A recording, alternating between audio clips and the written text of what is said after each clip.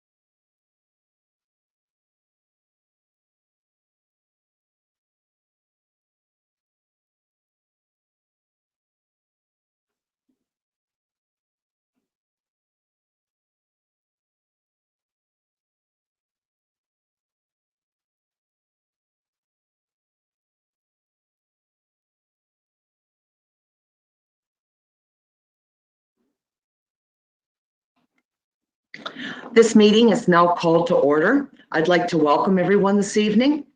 For roll call, everyone is present. We will now take a moment of reflection and respect, please.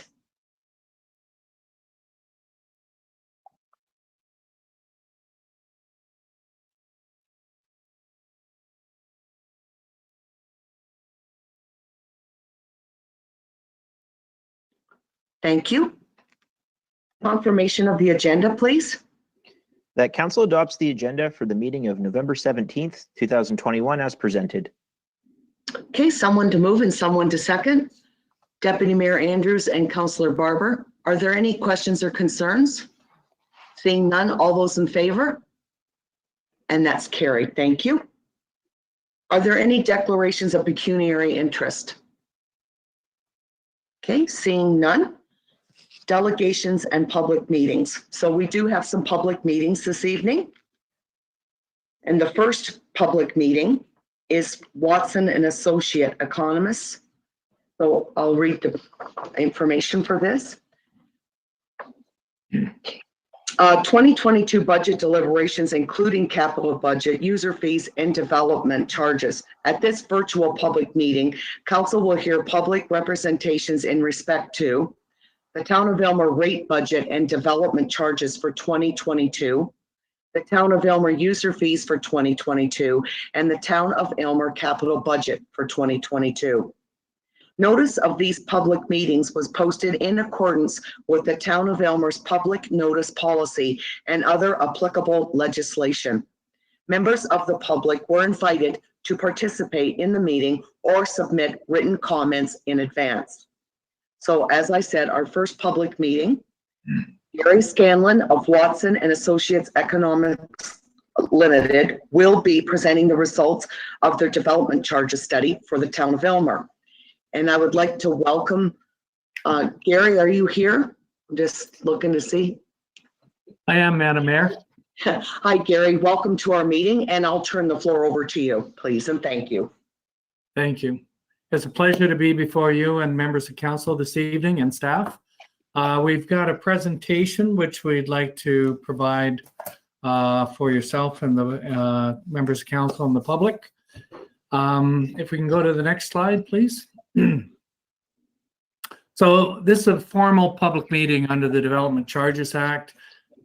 This public meeting, like any other public meeting, basically we provide an overview of the undertaking.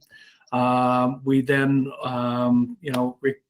take any questions of members of council or the public, and then the meeting is closed. At the end, there's no decisions that are made by council. There'll be ultimately a bylaw for council to consider, but that's not what we do this evening. Tonight's just to present the findings of our background study. Next slide, please.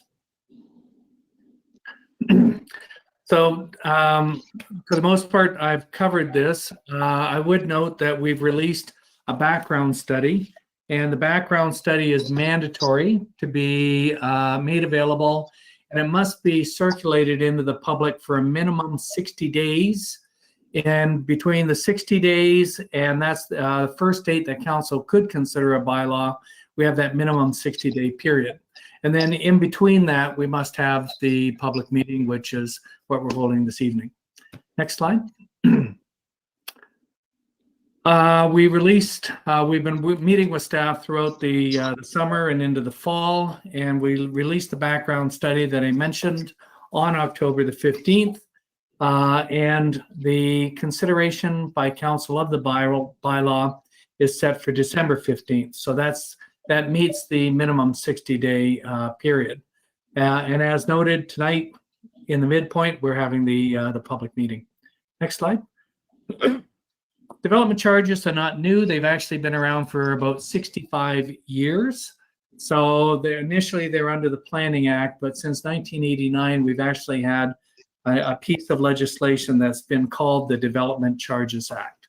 The act comes with regulations. There's over 70 some odd clauses in it. There's been 150 Ontario Municipal Board or OLT hearings. So it's gone through many evolutions, amendments by the province, and then this case law. So it's evolved over time, and what we're providing through our background study actually incorporates all of those different matters. The second bullet just clarifies that the Development Charges Act basically categorizes costs, infrastructure costs, into two different categories. One, which is called local services. So it's very localized infrastructure costs, like within a subdivision, a developer would provide the internal roads, street lights, water mains, sewers, etc. And those are basically 100% the developer's cost. What the Development Charges Act does is allows us to collect for the infrastructure that's outside of the subdivision. So broader things such as treatment facilities or recreation facilities, parks, fire trucks, etc. So that broader infrastructure is provided for under our legislation. Next slide. We've gone through, as I've noted, some various changes over time with the legislation, the most recent being in 2019 and 2020. And through that, they've refined the services that we can collect for. And we've highlighted, well, there's 20 services that have been laid out here.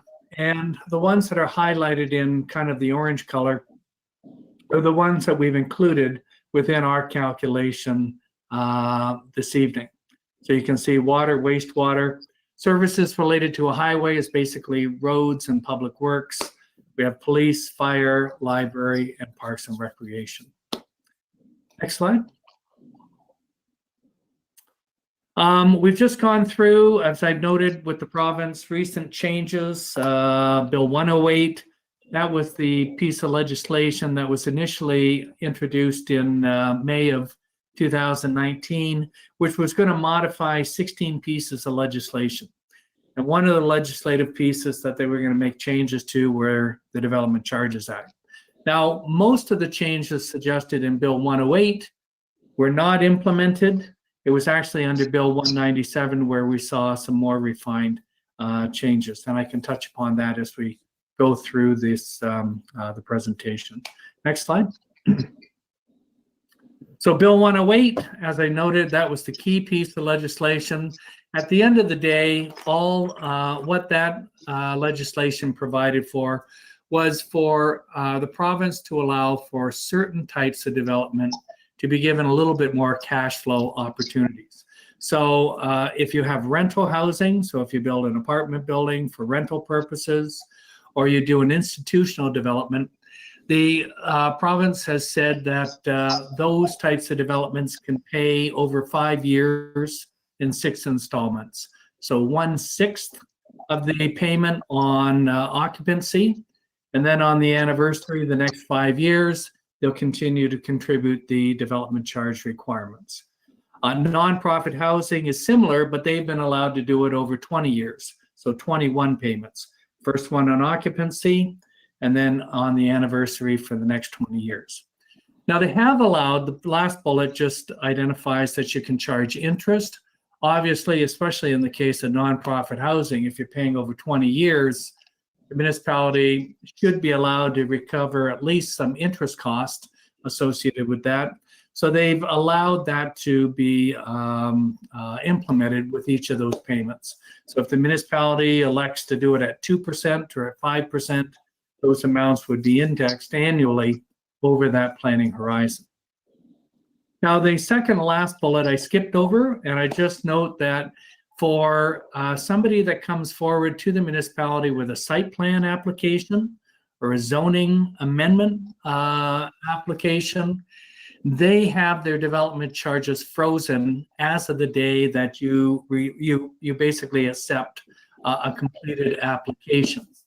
And what they're trying to do there is to allow those types of developments to plan the cost of the development and have to some extent a guaranteed charge that they would pay for. So they allow for that rate to be frozen until 2 years after the date you accept those applications. Now, once again, you can see on the bottom bullet, they allow you to add interest. So you would be able to recoup some of the additional costs. But if your charges, we redo a bylaw and the charges go up, let's say an extra 20%, we may not be able to collect that extra 20% because you're limited to this historic amount. So as I say, it's there to encourage or to help certain types of developments move forward and to develop their pro formas and to be able to plan for the developments. So these are mandatory and they are included in the draft bylaw that we've provided with our background study. Next slide. 197 provided really some changes to the way we do the calculations. And so the eligible services are the ones that we provided a couple of slides back. You can note that we've said, well, it's actually expanded from what was originally anticipated under Bill 108. Actually, Bill 108 was collapsing it down to 8 eligible services, which over time have been expanded back up. So, and they are for most of the key critical infrastructure to allow development to proceed. Historically, we used to do for the softer services, so parks, recreation, library, there used to be a mandatory 10% deduction, and that's been eliminated under the legislative changes. And then there's been some other adjustments to fees and charges. There's what's called a community benefit charge. It's nothing to do with development charges, but it's something they've implemented under the Planning Act for higher density developments. So that, you know, if you have a building that's at least 5 stories or higher and accommodates at least 10 residential units, you could go through to develop a bylaw that would allow you to collect 4% of the land value of the land of that development as a revenue source for the municipalities. But that's to the side. I just wanted to note that that arose through this Bill 197, but for tonight, it's not under consideration. Next slide. The DC calculations we do in very, very, very simple terms. We take a look at the growth, the amount, type, and location over time. We look at the servicing needs to accommodate that growth. We may need water servicing, sewer servicing, road improvements, etc. We identify the capital costs. Then there's a number of deductions, so any grants or subsidies we expect to get. If there's a benefit to the existing development, which is normally defined as something along the lines, I knocked down a 5,000 square foot fire station, replace it with a 12,000. The first 5,000 is a replacement. The next 7,000 is expansion. So there's these different criteria through going to the OMB that we've developed this benefit to existing. The service standard measurements that we can't exceed, so you'll see that in Appendix B. That applies to everything except for water, wastewater, and storm, because those are environmental services.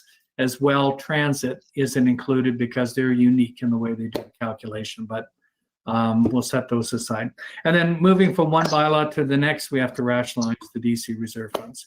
We end up with a net cost. We must allocate between residential, non-residential benefit.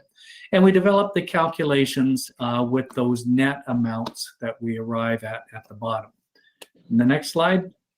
So in very simple terms, we look at the infrastructure to accommodate growth.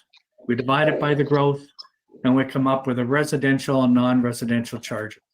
Residential is represented on low, medium, high density. So low is singles and semi-detached. Medium density, basically townhouses, high density apartments. And then non-residential is represented on a cost per square foot. So the building size determines the amount of the charge. If I have 5,000 square feet and we're charging $1, I'd pay $5,000. If it's 100,000 square feet and it's $1, I pay $100,000. So basically every municipality conforms to that cost per square foot type of charge across Ontario. Next slide. There are mandatory exemptions. So if we have industrial buildings that expand, they can expand by 50% and not pay the charge. But if it's in excess of that, then they'll pay for the amount that's in excess of that 50%. You can add additional apartments in a single family home, 2 to be exact. And as long as you don't more than double the size of the original home, then you can be exempted from those charges. Medium high densities can add an extra unit. The charges we put forward, you can't impose it on the school boards or the county. Similarly, if they had bylaws, they wouldn't impose it on you. And then we have some refinements that have been recently made, which allows universities to be exempt and allows for new buildings that are being applied for. So if I come in for a single family home building permit, I can actually add an additional unit in the basement when I apply for it, not have to pay a charge. Historically, you would have, but this is a newer change they've made. So they're allowing, this is part of the provincial initiatives to allow for additional housing. So they're trying to reduce the cost by exempting what municipalities can collect for.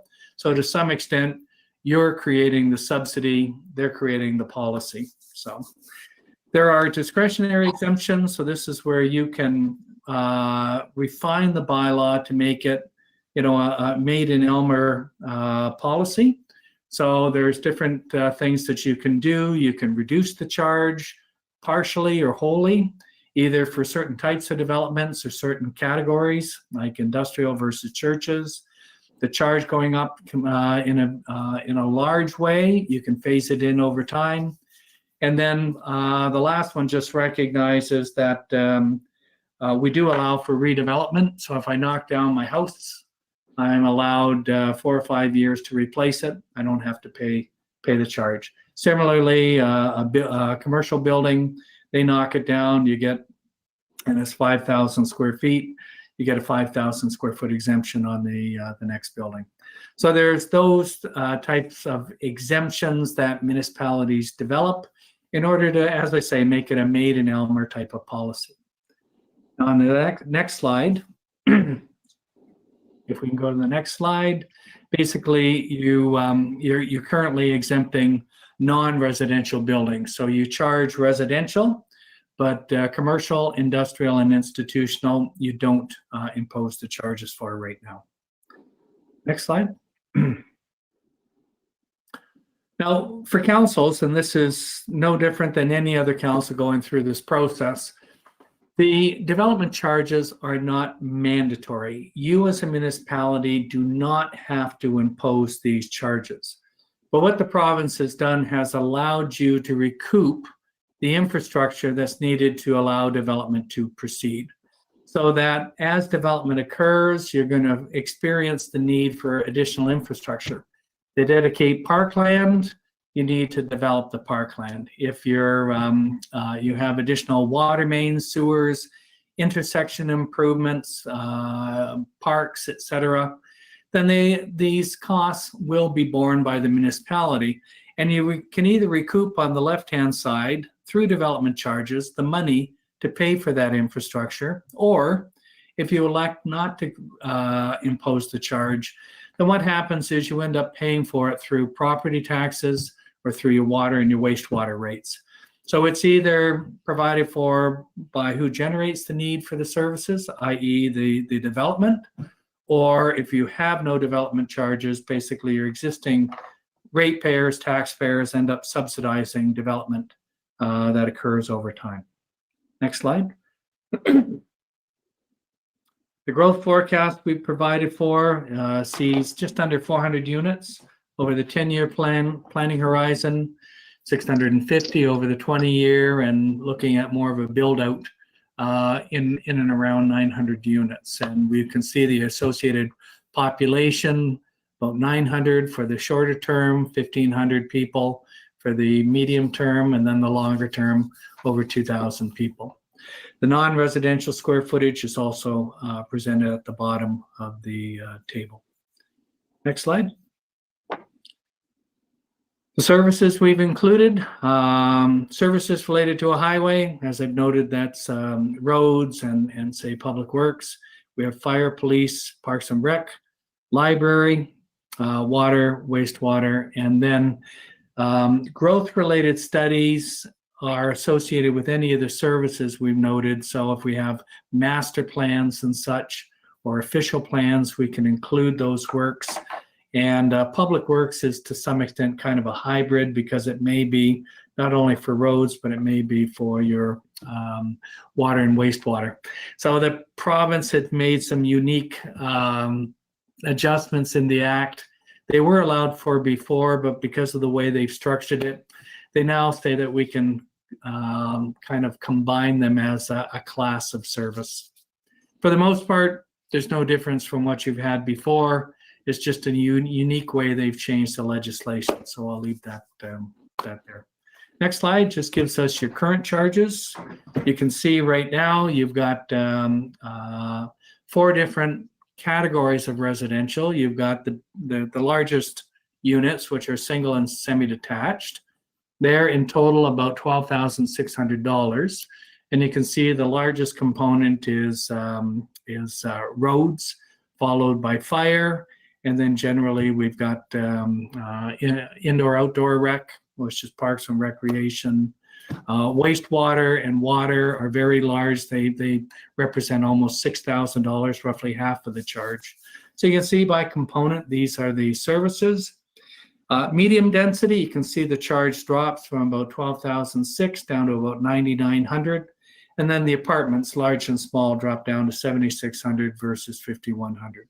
So as the size of the unit gets smaller, the amount of the charge gets smaller, because the number of people that are normally living in those units are less and less and less as the unit gets smaller. The charges we've calculated, which is contained in the background study, is the next slide. And you can see that it's $14,500 for the single and semi-detached. Similarly, you can see the charges step down. We've also calculated, because it's a requirement for us to at least calculate the charge. In this slide, we provided the non-residential for each of those services at $6.31. Similar to before, council chose not to have any charges. Council could consider a partial charge, maybe $1 or $2. You could phase it in over time, or you could stay with your policy of not imposing any charges. Any amounts that you don't collect, it just means that you have to fund it off of through your operating budgets. So it's a choice that's normally made. The next slide just gives you a comparator based on the single detached unit. You can see the top services are moving from about $6,700 up to $9,300. And you can see that we've introduced the broader public works category. Parks and Rec have gone from about $900 to $3,300, and then minor adjustments throughout the other ones. Water and wastewater have gone from $5,900 down to roughly $5,200. So it's a marginal decrease, and that's as a result of the servicing needs that we've identified with staff. So in total, we're looking at moving from $12,600 for a single detached unit to $14,500. Next slide just provides our non-residential charge. And as you can see, currently under the bylaw, the Council of the Day elected not to impose a charge on non-residential. The calculated charge is $6.31. And as I say, you can move towards that charge. You can charge zero. You can phase it in. You can charge only to provide for water and wastewater and not collect for any of the charges, the other charges. We're here to work with you to identify where you think you would want to recover the costs, if any, and then we'll incorporate that within the bylaw. Next slide. So the last couple of slides are just to put your charges, your calculated charges and your current charges in perspective relative to many of the neighbors in and around Aylmer. So you can see you're roughly in about the middle. So your blue, the bluish arrow is your current. The red area is the adjustment upwards, and that's roughly a little under $2,000 adjustment. You can see that Thames Centre and London are at the high end. So for a single detached unit, excuse me, they're in and around $35,000. You have Middlesex Centre and another area of London, St. Thomas. They're running in the $20,000 to $23,000 range. As we say, your charges are below $14,000. And then you have a number of others that move off. Central Elgin, Port Stanley's marginally lower than you, so they're your next door neighbor. And you can see that Malahide is running right now, another neighbor is running at about $6,000. So that gives you a comparator of in and around your area. As we say, you're right now currently in the middle of the pack. Next slide. Commercial charges, right now you're at zero. The calculated charge is in the red. You can see, once again, you're at the lower end of the scale. If you're in London, you'll pay somewhere between $16 and $26. If you're in Thames Centre, you're running in and around $11 to $13. And as we say, your calculated charge is running just above $6 per square foot. On the so that was commercial. The next one's industrial, and you'll see that similar type of slide that what was there before. Some municipalities, Joe, though, look to reduce the industrial charge a little bit more, and you can see West Perth is actually has a zero charge, similar to your current policies. So next steps is on the next page. So this really is where we go from here. We are to the point that when we close the meeting tonight, the next step in the process is for council to consider the draft bylaw.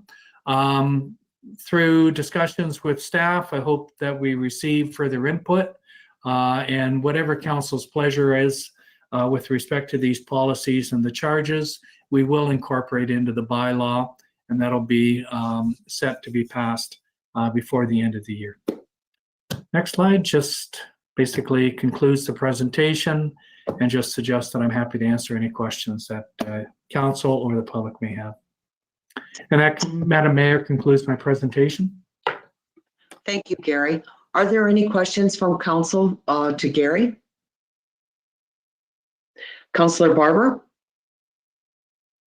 Thank you, Worship. To Gary, if I may, on the new charges, the biggest single change is in Parks and Recreation Services.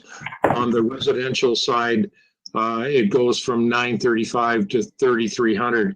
Can you explain what drove that single change? Through you, Madam Mayor, yes, I'm happy to. There are 4 projects that we've put into play. Some of it is to provide for parkland amenities. So additional, as the growth occurs, providing within parks additional play grounds or splash pads or soccer pitches, baseball diamonds, etc. We've provided for some trail extensions. So there's the connection for the Cottonwood development. And then there's other extensions that we've included in there. And then there's the provision for some of the engineering design work for the pedestrian bridge. So those are the works that we've included right now. You've got, so in total that provides us with about $1.3 million. We've got about $100,000 in the reserve funds, and that would be contributed towards those works as well. Thank you. Are there any other questions from council?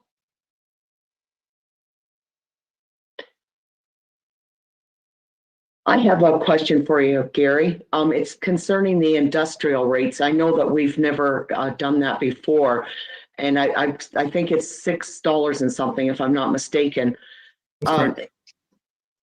What's the reason that you included this time? Do you feel it's important that we should be looking at this more closely? Well, there's two parts, Madam Mayor. Number one, it's mandatory that we at least separate the costs as part of the calculation. So mandatory, we look at each of the services and identify what might benefit commercial, industrial, institutional development within the municipality versus the infrastructure that benefits the residential. So all we've done is taken the extra step is to complete the calculation by providing the cost per square foot. Now, when we do that, municipalities such as yourself who have a zero charge right now, sometimes they wish to say, okay, I don't think if we charge $1 or $2 a square foot, that's going to affect any type of competitive advantage with any of our neighbors. So that's something you can contemplate. Sometimes municipalities say, well, maybe not now, but can you set up the bylaw so that in an easy way we can make an adjustment into the future without having to redo the full-blown study? So I could take that direction, and that helps me structure the bylaw that maybe for today you want 0, but maybe 2 years from now there's significant non-residential development that you feel that you'd want to recoup the cost from. So it would be very easy for us to amend the bylaw to accommodate that. So that's the reason, Madam Mayor, is to provide you with respect a cost that we feel is appropriate to charge. You don't have to do it, but you may want to consider something or nothing for now, but maybe in the future. So this is where we're looking for your feedback, and we'll structure the bylaw in any way that council deems the way they want the policy to be set up. Okay, thank you, Gary. That does clarify things. And I'm certainly in favor of it. I just wanted more clarification on it. Are there any other comments from council? I think we need to discuss the phasing in if we do want, that you're looking for some kind of feedback, Gary. Like if we do want to go the route with the industrial development charges, for instance, we would have to give you direction if we want to phase that in or just go, maybe not do it now and do it later or whatever. So are you looking for that type of direction from council this evening? Not this evening, Madam Mayor. I think this is your opportunity to hear feedback from the community. We have about a month, so it may be something where you feedback with staff and we can provide you with the opportunities. Whatever you feel is where you might want to propose for consideration of the bylaw, and we'll make those appropriate changes. So you don't have to have that debate tonight. It can be done anytime over the next month. Okay, thank you. I was just trying to make sure that council's reminded that we need to consider this so that when it comes time, we, have some idea of how we would like to approach this. So if there are no further questions from, sorry, Councilor Oslash, did you have a question? Yes, Go ahead. Your Worship, to Gary. You mentioned the phase-in option for the industrial and non-residential. Can we have a phase in, do nothing now and phase in over over the future years? Is it possible? Absolutely.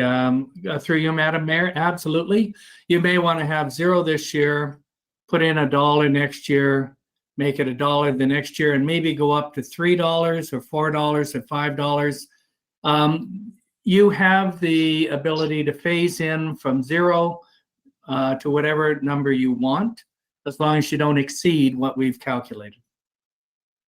Thank you. Are there any further questions or comments from council? Okay, next up, I'm going to ask the clerk if you've received any written submissions or any other type of correspondence from the general public. Through you, Madam Chair, we've not received any written correspondence from members of the public, and we received no registrations from members of the public wishing to speak at this public hearing this evening. Thank you, Josh.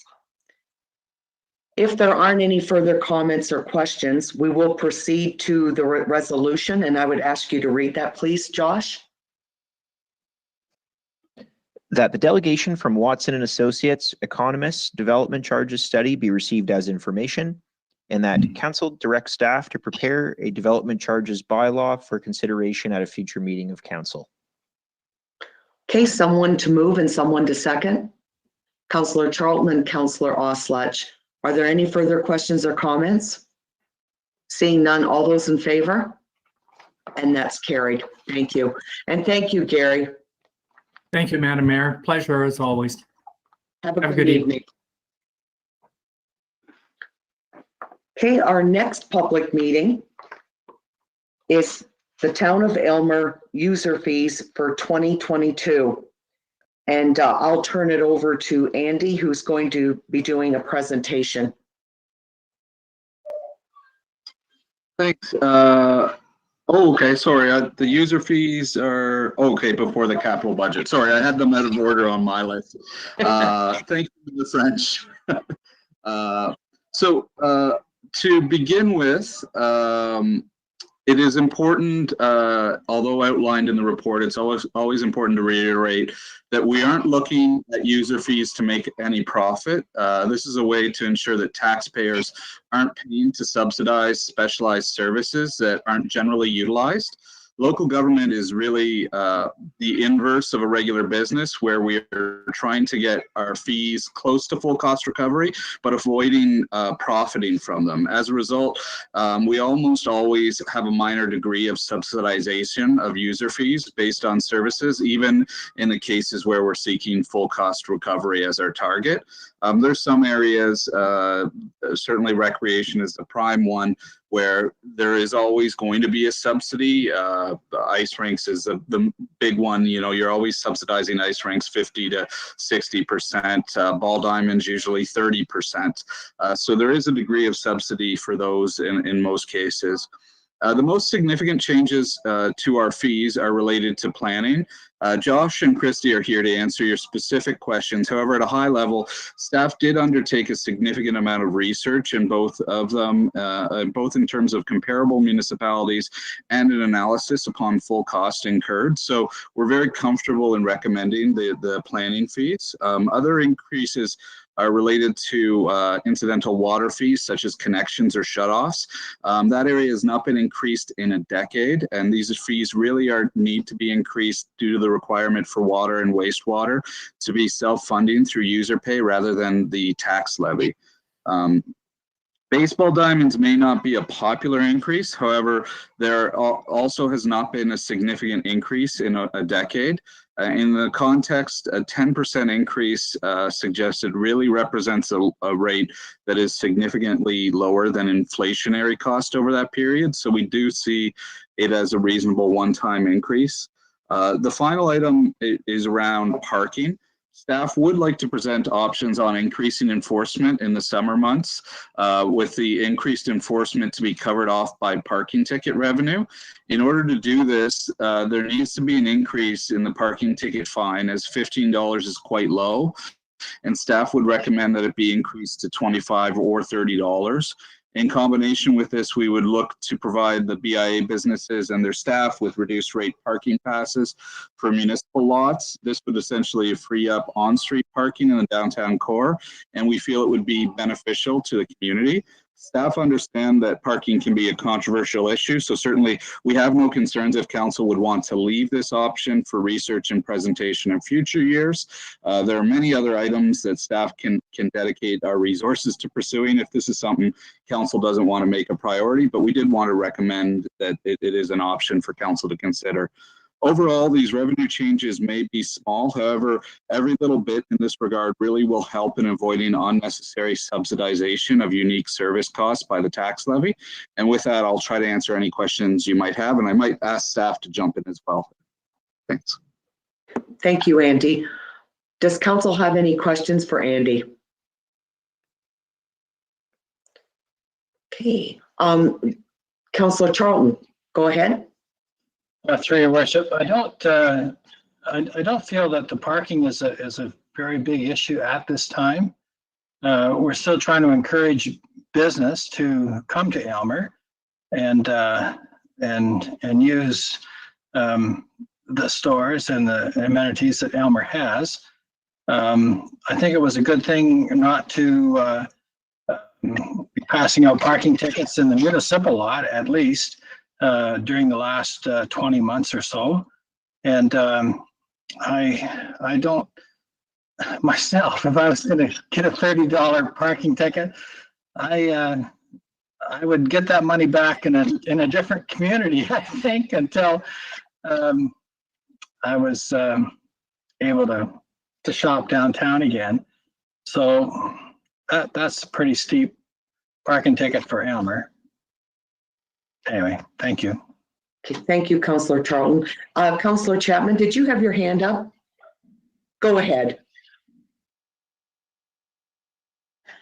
On the parking issue, I don't think it's so much the guests to Aylmer parking on the street. It's the employees of the businesses parking in front of their stores and not allowing the consumers to have a parking spot.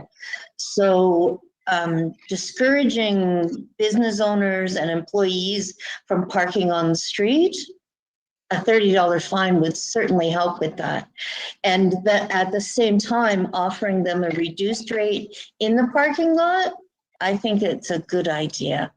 That would allow people coming into shop to have more spaces available in front of the businesses that they want to go to. So it works both ways. Councillor Charlton.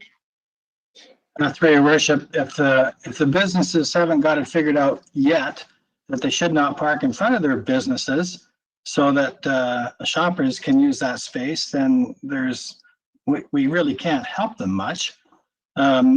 I know some days are busier than others in downtown Aylmer, but there's always adequate parking, at least in the last 20 months anyway.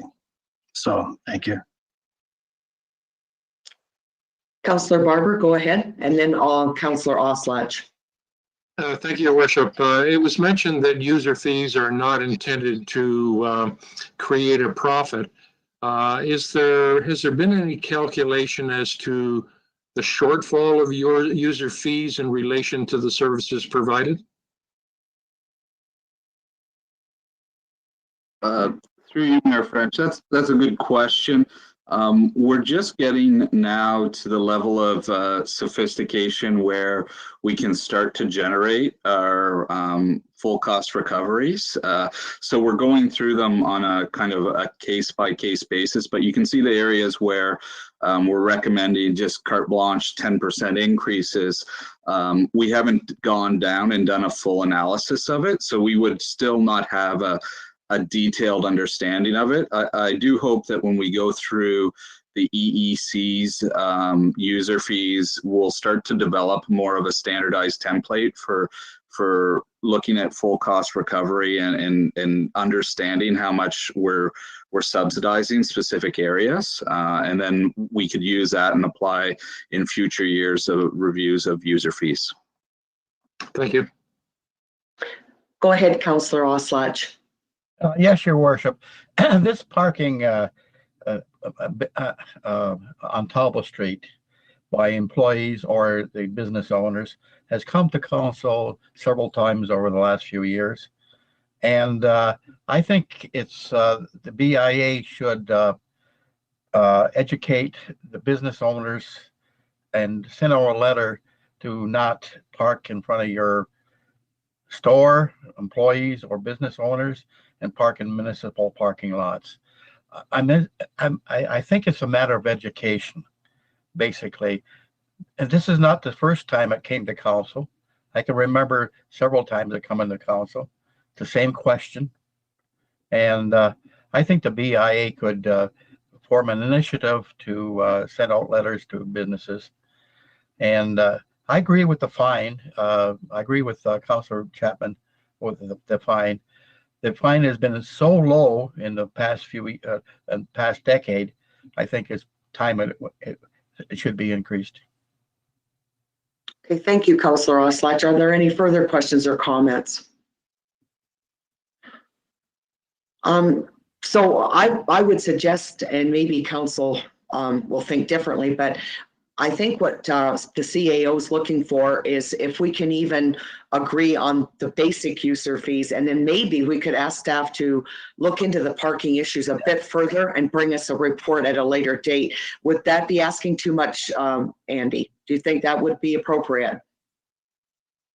Thank you, Mayor French. No, that was exactly, we just wanted to see if there was a desire for council to have us undertake that work. So yeah, if council is okay with the user fees, we will present them in a formal bylaw at a future meeting for adoption, and we'll separate the parking issue, likely go consult with the BIA further, and then bring forward a further report.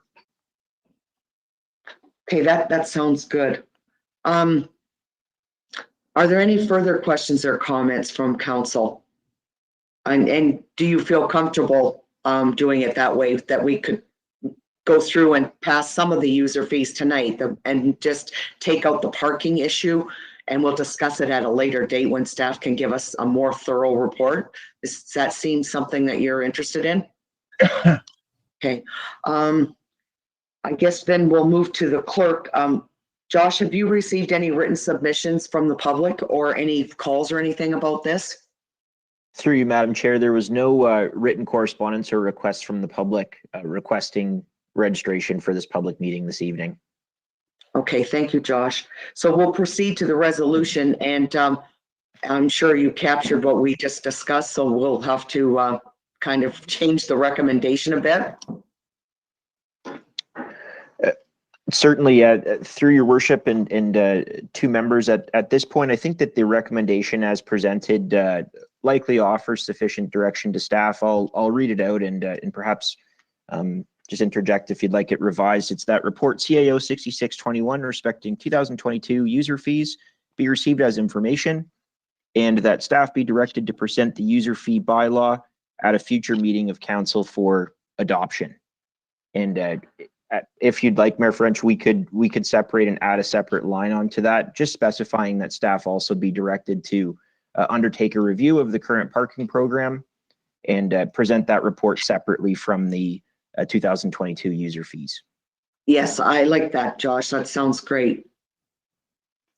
Okay, so with the resolution before council, do you need clarification again on this, or are you prepared to?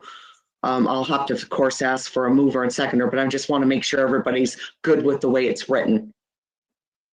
Okay, so I'll ask for someone to move and someone to second, Councillor Barber and Councillor Oslach. So with no further questions or comments, everyone that's in favor? And that's carried. Thank you. Now, the next item up for our public meeting is the capital budget for 2022. And I'll call upon the CAO and the treasurer, and we may have to speak with the other department heads as well this evening when we start presenting the capital budget. So Andy, did you want to start us off, please? Thank you, Mayor French. So I'll try to be brief in this presentation so we can have a lot of time for questions from council. The budget timelines for this year are very aggressive. So although we're just discussing capital right now, staff are hard at work preparing the operational budget for December 15th. If we could hop on to the next slide there. And yeah, so I just talked about the timeline. So the next one, sorry. 2022 has seen a significant shift in processes to try to accelerate our budget processes and also to separate and seek pre-approval for the capital works for the upcoming year. Staff and council endorsed this approach at the end of our last budget process, and it does appear as if some other Elgin County municipalities are following suit. In theory, everyone can understand that we don't want to be 4 or 5 months into our fiscal year until we know the game plan for that year. So similarly, early approval of capital works allows us to get our tenders and bids out before companies have their work filled up for the year. So it is intended to lead to preferential bid awards. Next slide, please. Looking at our past capital budget allocations, you can see that this term of council has made improved investments in capital infrastructure. If you look back at what the town was doing 10 years ago, you can see that we were funding in the vicinity of $1 to $2 million annually for capital allocations. The investment in capital now is roughly double that. So we're looking around $4 million a year. And council should be proud that they're certainly going to leave Elmer in a significantly better state than the start of this term. So the work that's being done and the catch up that we're doing on capital is impressive over this term. Next slide, please. You can see historically there's been a lot of diversity in our main capital budget drivers from 2018 to 2021. So everything from roads, water, facilities, it is all over there. This is generally positive as it reduces the potential that the town is underfunding a given area. If we could flip to the next 2 years there.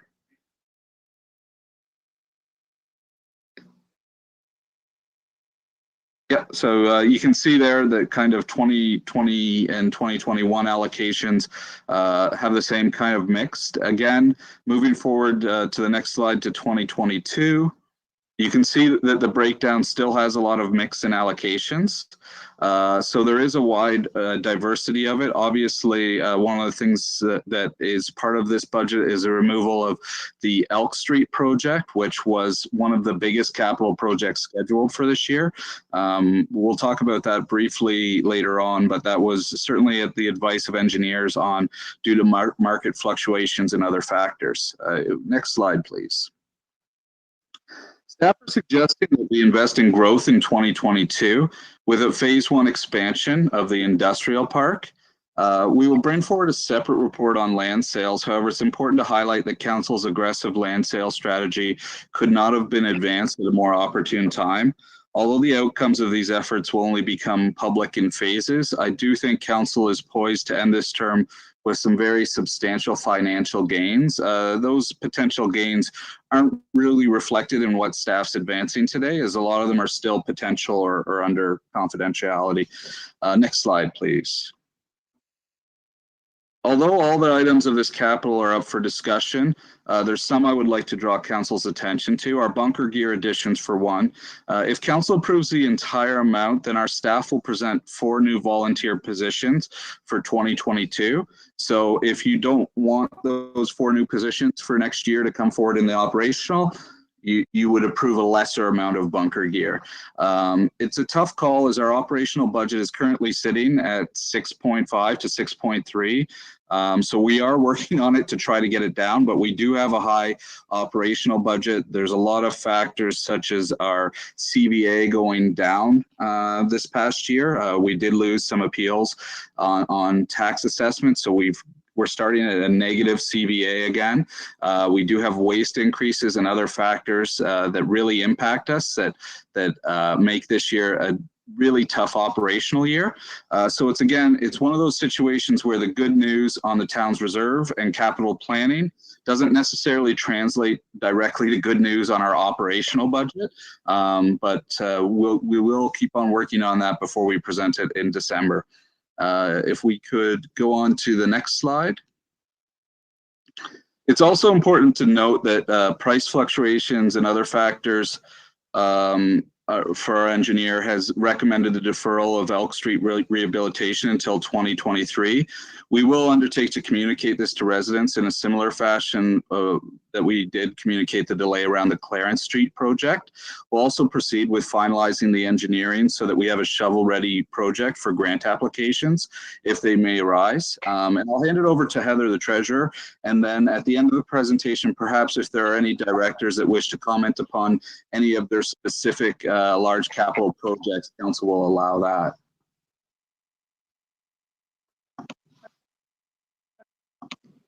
Council, each director had been asked to identify all capital requirements since it was required for the DC study and the wastewater and wastewater rate study for 2022, which Watson mentioned that we had worked through with them during this year. So we did have good estimates to enter in for these projects calculations. Through this exercise, we have identified large capital expenditures that we need to assess and prioritize over the next 3 years. This will be done in conjunction with our asset management plan review that is due mid-2022. Staff have come up with a list prioritized based on the projects that have been delayed or overdue or that are high risk be included for consideration for 2022. And we continue to go through this process again for 2023 and onward to smooth the capital spending so that we can strategically target future grant opportunities and help the department leaders with the resource allocations to utilize these funds in a timely manner. All departments have been involved in this process, and we're ensuring that the replacement values are updated in the asset management plan also so that we could use them for future studies and capital needs planning. We would like to use this data to identify the reliable estimate for funding transfers to reserves every year to ensure stability and avoid infrastructure deficits. So for 2022, we're anticipating that we were able to fund these capital projects identified from the reserves with the estimated balances included in the report. We also have a short list of priorities for 2023, but we're waiting the outcome of the grant applications to determine how to best fund these projects. Staff are hoping to discuss the list before you and receive feedback as to which projects to include in our capital budget for 2022. And with that said, I'm not sure if Andy wants to expand, but the others are all here to answer any specific questions related to projects also. Thank you, Heather. Does council have any questions for staff? Councillor Charlton, go ahead. This is for the fire, through your worship, for the fire chief. Do we have many fire staff close to retirement that we need to take on 4 people, or can we get away with less? Through your worship, Councillor Charlton, great question. The need aroused for the additional firefighters, we always plan to replace our retiring firefighters as they come forward and tender the resignation.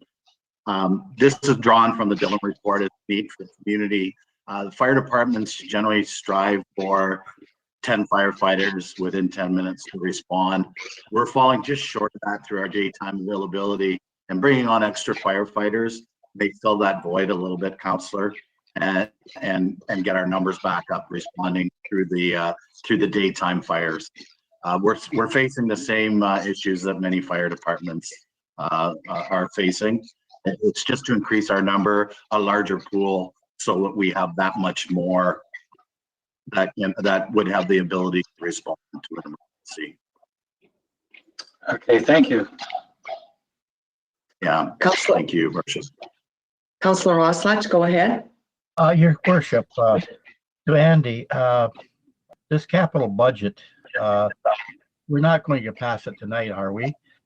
Basically, in the future meetings, council can delve into further lines of the budget and for further consideration. Tonight, I think it's for input or the public for input upon the public. So correct me if I'm wrong. So staff, through you, Mayor French, staff are requesting that council approve the capital budget this evening. That doesn't prevent council from reopening the capital budget during the operational discussions if you want, but it isn't our intent to present these projects again to council unless specifically requested. Our intent is to get approval so that we can go ahead and start working on the tenders and RFPs and getting those out there as soon as possible. Thank you, Andy. Councillor Charlton, go ahead. Through your worship, is it still because of the pandemic that we're having supply issues as far as the restructuring of the Elk Street goes?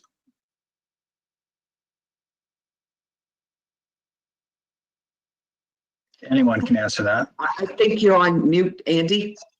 Oh, sorry, Rob, do you want to field this or shall I?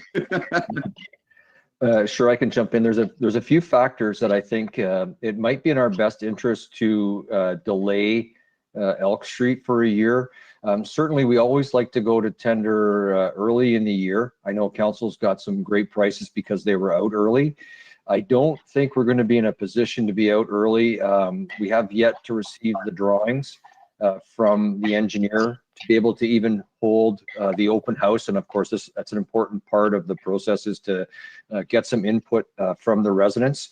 We're seeing wild market swings with pricing. So yes, Councillor Charlton, that's part of it right now. We really can't get a handle on. So we might be best to wait a little while to see how things level out. There are also new regulations with respect to moving fill around the province. So you have to know exactly your amount of fill, if there's any contaminants in it, and I'll go through a whole bunch of regulations. Those are somewhat new for the engineers. So they're just working through those right now. So there's been a few delays that suggest to me that we might be best served to not try and race through the engineering and race through the public consultation just to get this out to tender for January. There might be an opportunity later in 2023 to proceed to construction in 2023, or be ready for a 2023 tender in January, if that answers your question. Yes, thank you. Are there any further questions? Councillor Barber. Thank you, Your Worship. To Rob, you did, or the report indicated that at the present time there isn't any funding programs for a project such as Elk Street. Is that not correct? None that we can see. You'll also sort of see in the budgets moving forward that we've included the pre-engineering or the engineering work a year in advance of the construction projects. It used to be that having the engineering drawings, being construction ready, getting your open houses done, puts you in a more favorable position for those grant opportunities. So you'll see that even next year we have the engineering component of the following capital project in. They're in about a year in advance each time. The other thing that will give us an advantage on, as Heather said, these numbers have been derived from the asset management plan, which is a great long-term strategy to know how much you should be spending every year or putting aside for your capital.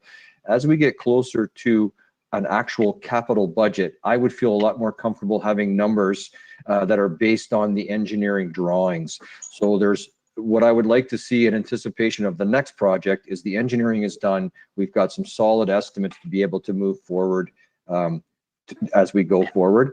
I'm also a little concerned that the estimates for Elk Street really aren't based solely on the actual engineering. So that's the other thing I was, we need to sort of catch up a little bit on our engineering to get ahead of these projects. Hopefully I've answered the question. Oh, that was good. Thank you. Okay, are there any further questions or comments from council? I don't see any hands. Oh, sorry, Josh, I missed you. Thank you, Mayor French. I just, through your worship and two members of council, I wanted to offer an update on the 25 Center Street renovation project, capital project. So that tender, which council had authorized, actually closed on November 10th. So just given the timing on that, we weren't quite able to get a staff report on the agenda this evening. But council can expect some good news on December 1st in terms of a recommendation for awarding that project.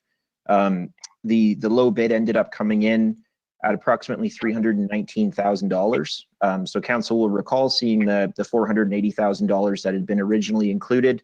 The $319,000 will be sort of the scope of that in the works that were tendered has to do with sort of the HVAC, the mechanical, the electrical, and the structural. So there'll still be some finishing items, but we were pleased with the results of that tender. And as I said, council can expect an update report on that project on December the 1st. That's great news. Thank you, Josh. Are there any further questions or comments? Okay, seeing none. Josh, have you received any written submissions or have any members of the public registered to speak this evening? Through your worship, after giving notice for the public meeting, we did not receive any requests for public participation this evening or any written correspondence relating to this public meeting. Okay, thank you, Josh. Would you proceed then to read the resolution, please? Certainly, that report CAO 65 respecting the capital budget 2022 be received as information, and that council approve the proposed 2022 capital budget in the amount of $4,393,751.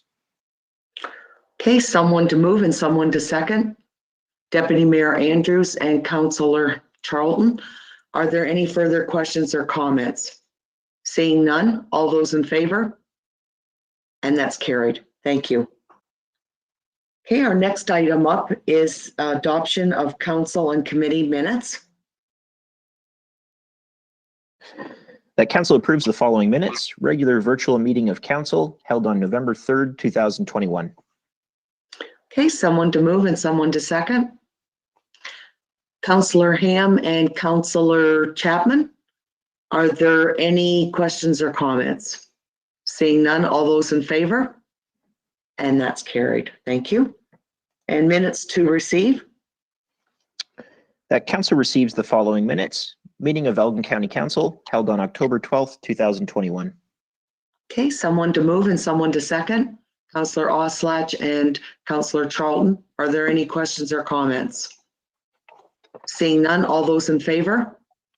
And that's carried. Thank you. The next item up is the consent agenda. That consent agenda items 7.1 and 7.2 be received as information with actions to be taken as noted. Okay. Someone to move and someone to second, Councillor Oslach and Deputy Mayor Andrews. Are there any questions or comments concerning the consent agenda? Councillor Oslach, go ahead. Yes, Your Worship. 7.2 with Malahide. I would like staff to investigate that further. We've investigated that in the past. This is a new letter from Malahide, and I think we should investigate it. That doesn't mean that we have to cooperate with Malahide with any extent, but I think it's further. I think it requires further investigation. Okay, thank you, Councillor Oslach. Did staff want to try and answer Councillor Oslach's concerns or his interest in this? Have you anything to add? Andy, go ahead. Thank you, Mayor French. So I guess just to provide an overview to council, I've discussed this with Adam a couple months back, and I was somewhat surprised that Malahide is advancing this without having some further discussions with Elmer first. There were a number of issues with the proposal that really are still outstanding at this time.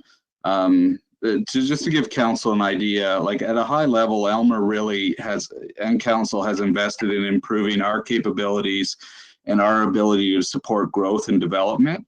And I do think the restructuring changes made by council are already paying pretty significant dividends. But when you implement large changes like council has, it's usually council or the first people to realize the improvements really are our staff or our customers, the developers in this case, and the next would be council, and finally the community. So we're still really at the first stage of the improvements, and while I always like to under promise and over deliver, I can say that I'm certainly very excited. I think bringing on Christy, having Josh with oversight of that area really is leading to some great results. In my opinion, we're in a great track, and if we follow it now, I can see us selling services to Malahide or Bayum in 2 years. And to alter that approach now would really derail what we've set in motion. And I think we'd be less likely to get that end marketable product. So just to conclude, I also note that I really personally believe the only way for shared services to create a cost savings is if they're accompanied by sincere service delivery reviews and potentially layoffs. So essentially, you know, instead of all, to use an example that hasn't been floated out or discussed, instead of all 3 municipalities having a CBO, there would be 1 CBO working for Elmer with 2 inspectors reporting to them. So the overall cost savings comes from reducing the management. So not to say that Malahide isn't sincere about wanting shared services, but in any discussions I've had about them, whether it's fire, planning, bylaw, I really just don't see that commitment to them really having those tough discussions and cutting staff to make a shared service that really would have a cost saving to the taxpayer. So I think when we're looking at it and we're considering what we've got and what we're working towards, it really isn't to our benefit to consider this from Malahide at this time. That's just my opinion. We can go away and do a report that says that if council wants, but again, it's up to council. Thank you, Andy. Deputy Mayor Andrews, go ahead.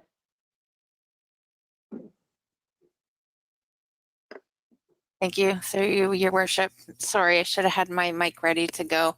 I am in agreement with CAO Gazal. I think that right now is not the time to do this. We've invested time and effort not too long ago into looking at some shared services, and it ended up being a big time commitment that really ended poorly. So I would be in favor of just tabling this and just setting it aside right now and up for further review in the future. Okay, thank you, Deputy Mayor Andrews. Are there any further questions? Councillor Oslach. Yes, Your Worship. Thank you for that clarification, Andy. I was looking for that, and thank you very much. Okay, are there any further questions concerning the consent agenda? Okay, seeing none, all those in favor? And that's carried. Thank you. We'll be moving into action reports. So the first report is Fire 0921. That report, Fire 0921, entitled Elmer Fire Department Update, be received for information. Okay, someone to move and someone to second. Councillor Ham and Deputy Mayor Andrews. Good evening, Chief McCone. Would you like to do a little overview of your report, please? Absolutely. Thank you, Your Worship. Good evening, Mayor French and members of council. Thank you for sharing some time with me this evening. As you can see, it's my report that I brought forward when I met you all. I wanted you to get get updates from the fire department on a regular basis. So this is following that that initial path that I set with all of you at our first meeting together. More importantly, on my report, I'd like to draw everybody's attention to the operations part of the report. Just to further give you some information on the pumper fork fire truck, the cost is now in there at $542.40, which is under the budgeted price that we spoke about at last meeting. The purchase will be broken down into 2 equal payments, so that's kind of a benefit for the municipality to spread that payment. And in doing so, we managed to save somewhere around $4,000 in taking advantage of that. The good news is we've also secured the cab and the chassis, as you all been hearing tonight, of service or supply and demand. Of course, fire is no exception from that. So at least we have our name on something. And I've heard stories of fire trucks chassis just being discontinued and don't talk to us right now, tell us in the new year. So kudos to council for taking advantage of this opportunity to set up the fire department in a good position. So I'm here to answer any questions, Your Worship, on the rest of the report or any other questions that council may have for me this evening. Okay, thank you. Are there any questions or comments for the chief from council? It's a good report and it's a good news report. So thank you so much for the update. We really appreciate it. Does anyone else have any comments? Okay, seeing none. All those in favor? And that's carried. Thank you. The next report is OPNS 2021. That report, OPNS 2021, entitled 2021 Bridge Inspection Summary Report, be received for information, and that the maintenance recommendation for the Myrtle Street Bridge identified by the Spreet and Associates during the structural inspection be incorporated into the town's bridge maintenance activities. Okay, thank you. Someone to move and someone to second? Councillor Chapman and Councillor Charlton. Rob, I'll turn this over to you. Maybe you can give us a bit more information, please. Surely, Your Worship. Really nothing more. The report is fairly straightforward. Okay. Are there any questions or comments from council? Okay, seeing none. All those in favor? And that's carried. Thank you. The next report is OPNS 2121. That report, OPNS 2121, entitled Tender Award 1-Ton Truck and Dump Body, to be received for information, and that council accepts the bid from St. Thomas Ford Limited in the amount of $76,234 plus applicable taxes to supply one 2022 Ford F-350 and Voth Job Boss Dump Body, outlined as specified in the tender submitted.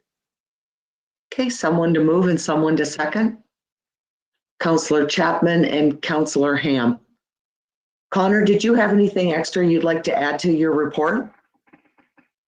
Yeah, thank you, Your Worship. I just wanted to say that Public Works is pleased to recommend that council accept the low bid from St. Thomas Ford for the purchase of a new 1-ton truck with a dump body. Public Works is pleased with the results of the tender, and we believe that the replacement of our 1-ton truck will allow Public Works staff to continue to provide outstanding service to the residents of Elmer. And I would be happy to answer any questions council may have. Thank you, Connor. Councillor Charlton, go ahead. Through Your Worship, how are you going to dispose of the old 1-ton truck? Does it get passed down to a lesser work schedule, or do you dispose of it somehow, some way? Thank you. Through Your Worship, to Councillor Charlton. We believe that the 1-ton still has a service life in it. It may not be perfectly suited to Public Works in the sense that we utilize this truck for winter control and from time to time other time-sensitive or emergency situations. But we are fairly confident that it can serve a purpose in the Parks Department. And we can continue to keep it as a functioning and useful asset for the town. Okay, thank you. Are there any further questions or comments from council? Okay, seeing none, all those in favor? And that's carried. Thank you. And thank you, Connor. Thank you, Your Worship. The next report is Clerk 4021. That report Clerk 4021 respecting dog licensing program service review be received for information, and that council approve the discontinuation of the town dog licensing program effective for the 2022 licensing year, and further that council directs staff to prepare the necessary bylaw amendment for consideration at a future regular virtual meeting. Okay, someone to move and someone to second. Councillor Chapman and Deputy Mayor Andrews. And I'll turn it back over to you, Josh. I'm sure you have a bit of information you want to share beyond the report.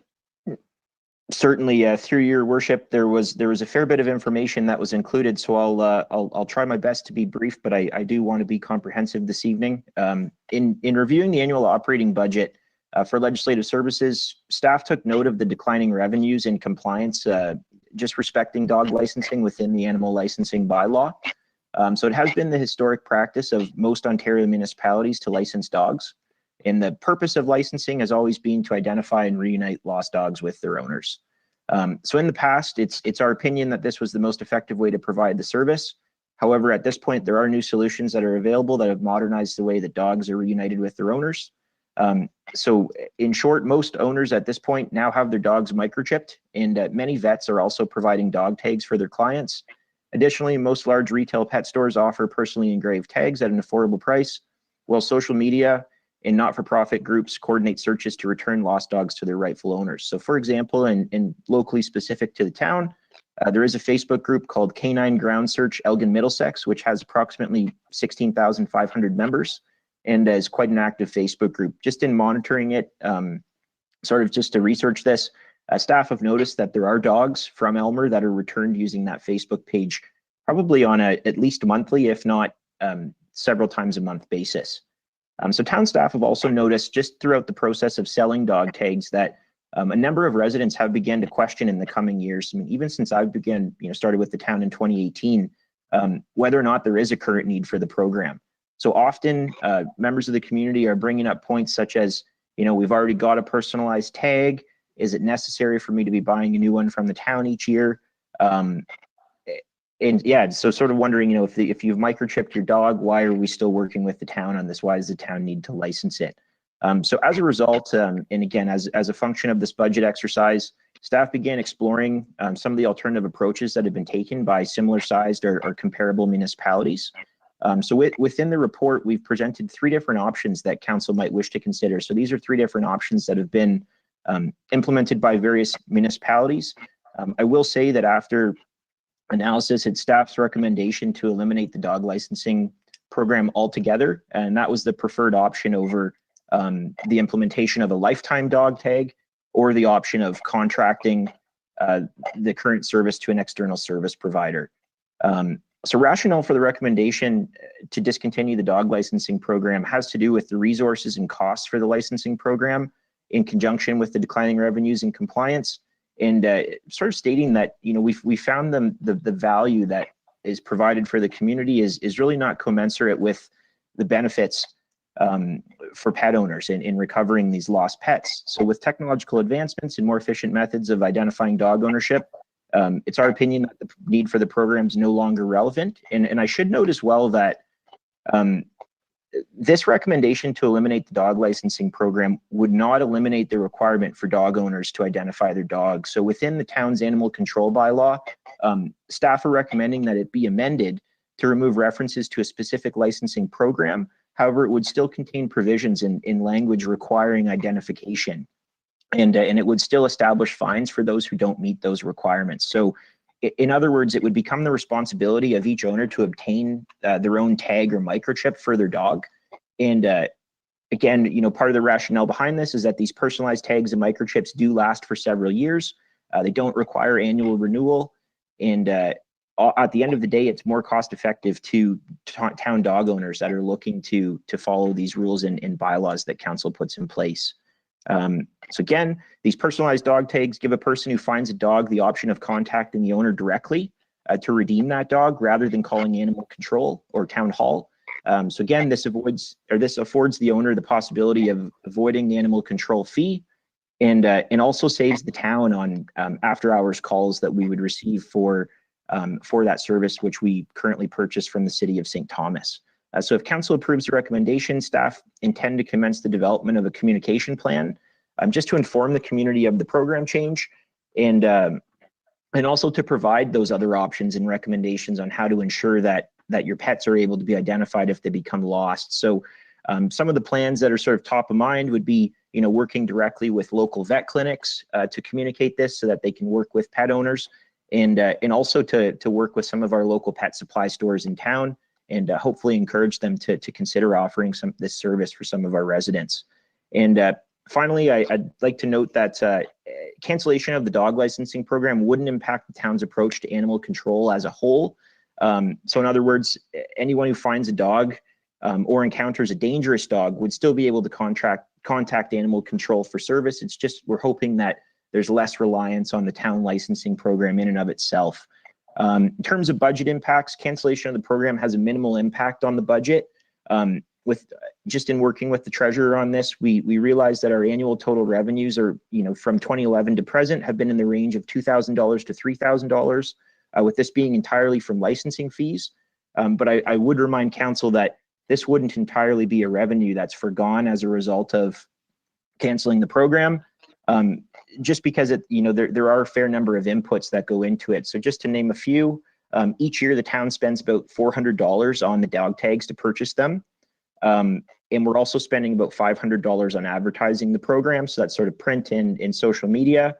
And staff are recommending that in the first year following cancellation, if that's the option that council chooses to proceed with, that we reallocate $500 in advertising just to communicate this new program to the community and encourage residents to have their dogs microchipped or have a personalized dog tag made for them. And with that, I'm happy to answer any questions. Thank you. Thank you, Josh. Are there any questions for Josh? Councillor Barber and then Councillor Charlton. Thank you, Worship. Just a personal comment.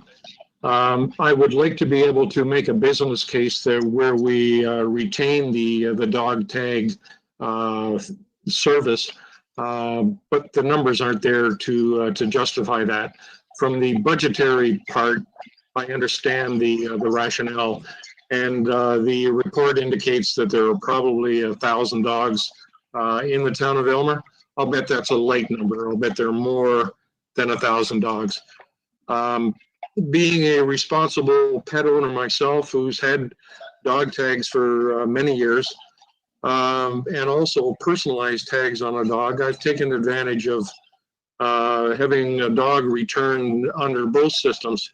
I don't think microchipping is a service used by the majority of people. I think that the numbers that are microchipped are probably relatively small. But there are personalized tags that you can get at various spots, and your rabies tag also is a good indicator of who the owner might be. So anyway, just on historic, I'm not going to support the elimination of dog tags, although fiscally it does make sense. If that makes any sense to members of council. Thank you. Go ahead, Councillor Charlton. Through your worship. So if I find a stray dog and it's friendly and I'm able to bring it home and it's in the evening, no dog tag, and I don't know if it would be chipped or not. And if you don't do the Facebook thing, you just take it to your vet in the morning and see if there is a microchip in it and then track the owner that way.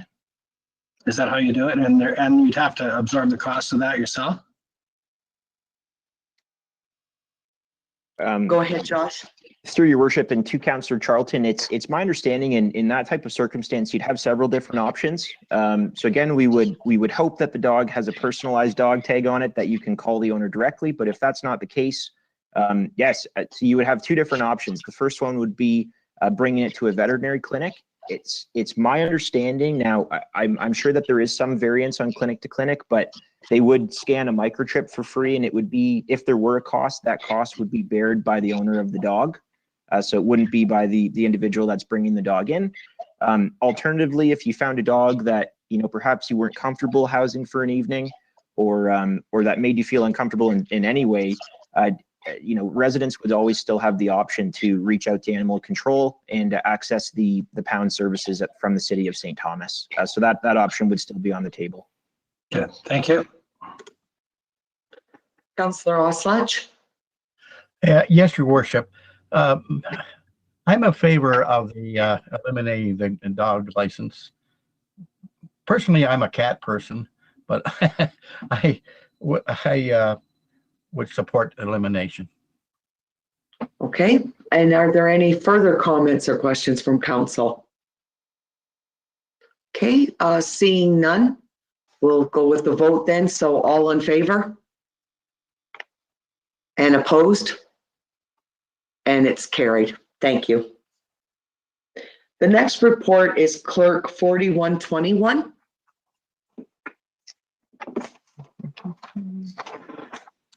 All right. That report, Clerk 4121, respecting grants and donations 2022, be received for information, and that council refers the 2022 grant and donation request to future budget deliberations. Okay, thank you. Someone to move and someone to second. Councillor Oslach and Councillor Chapman. Are there any questions or comments about this report? Seeing none, all those in favor? And that's carried. Thank you. New business and matters of urgency. Seeing none, we'll go into reading of bylaws and proceedings thereon. So third and final reading. Okay. That council gives third and final reading and final approval to the bylaw 6521, being a bylaw to regulate election signs in the town of Elmer, and the bylaw 5821 being a bylaw to regulate the sale of fireworks and setting off of fireworks in the town of Elmer. Okay, someone to move and someone to second. Deputy Mayor Andrews and Councillor Barber. Are there any questions or comments? Seeing none, all those in favor? And that's carried. The next bylaws reading is for 3 readings. That council give 3 readings and final approval to the bylaw 6621, being a bylaw to set water and wastewater rates and charges for the town of Elmer. Okay, someone to move and someone to second. Councillor Ham and Councillor Charlton. Are there any questions or comments? Seeing none, all those in favor? And that's carried. Thank you. Are there any inquiries by members? Our statements and committee reports. Go ahead, Councillor Oslach. I think you're on mute, Councillor Oslach. Okay, thank you, Your Worship. We had a very successful Remembrance Day service on the 11th, both in Springfield and Elmer. We had a good parade. The OPC was on parade, and we had an excellent sound system, so everybody can hear us this year. But last year was a private service. We didn't invite the public to attend, but yes, this year it went off without a hitch. Thank you very much for the public to attend, that has attended, and thank you very much to the town of Elmer and the council. Thank you, Councillor Oslach. Are there any further statements and committee reports? Councillor Barber, go ahead. Thank you, Worship. I'd like to follow up Councillor Oslach's comments about the Remembrance Day service and the very poignant messaging that was included in that service, and also to thank the Legion for their hosting the Veterans Dinner about a week or so ago, saluting the veterans in the community, and well deserved. Thank you for that. Thank you, Councillor Barber. Are there any further statements or committee reports? Seeing none, the report of the mayor, I'm just going to echo what Councillor Oslach and Councillor Barber have said. An excellent Remembrance Day ceremony and a wonderful banquet, and was a very enjoyable evening. So thanks to the Legion for that. I will remind everyone too that with the holiday season coming up, let's keep our local businesses in mind when we're doing our shopping, and let's support local. Are there any notices of motion? Seeing none, meeting closed to the public. Right. That council moves into a meeting closed to the public at 8:33 p.m. to discuss the following matters. Chief Administrative Officer report CAO 6721 respecting a land sales update, and Director of Corporate and Legislative Services report Clerk 4221 respecting a employee-related matter. So these items are closed to the public pursuant to Section 239 2C and 239 2D respectively of the Municipal Act 2001 as amended, as the subject matter pertains to a proposed or pending acquisition or disposition of land by the municipality or local board, and labor relations or employee negotiations of the town. Thank you, Josh. Someone to move and someone to second? Councillor Chapman and Councillor Ham. Are there any questions or comments? Seeing none, all those in favor? And that's carried. And we'll just take a moment before we go into our closed meeting.